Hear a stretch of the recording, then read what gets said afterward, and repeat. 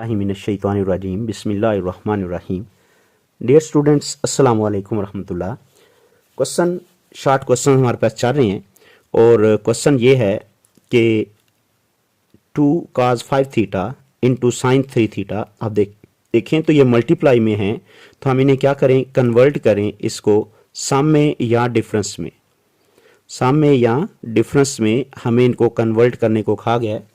तो मैं आपके सामने दो कुलिये लिखने लगा हूं, एक ये वाला और एक इसके मुताबिक।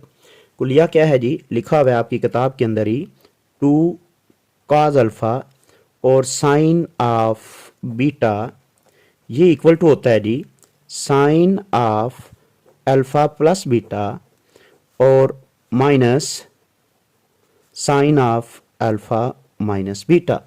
यहाँ पर अल्फा का मतलब 5 थीटा होगा, बीटा का मतलब 3 थीटा होगा। तो अगर आप ये कीमत यहाँ पर सब्स्टिट्यूट कर दें तो एक ही स्टेप के अंदर देखें इसका रिजल्ट आ जाएगा। This will be equals to, according to this formula आप क्या करेंगे जी, लिखेंगे sine of alpha plus beta, alpha का मतलब 5 थीटा और प्लस बीटा का मतलब 3 theta, and minus sine of alpha minus beta, alpha मतलब 5 थीटा और बीटा मतलब 3 थीटा। तो इस हिसाब से यहाँ पर जो वैल्यू बनेगी वो बन जाएगी साइन 8 थीटा और माइनस 8 किस वजह से, 5 प्लस 3 किया 8 बन गया और 5 माइनस 3 किया तो रिजल्ट आ गया जी 2 थीटा। तो देखें सिंपल तरीके से ये क्वेश्चन जो है वो सॉल्व हो जाता है जी।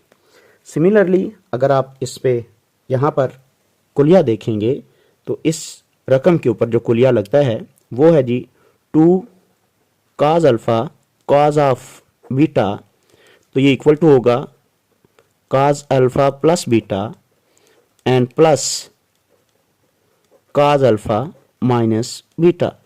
यहाँ पर जब हमारे पास दोनों रकमें cos के होंगे यहाँ पर, तो इनके ऊपर ये फार्मूला अप्लाई होगा।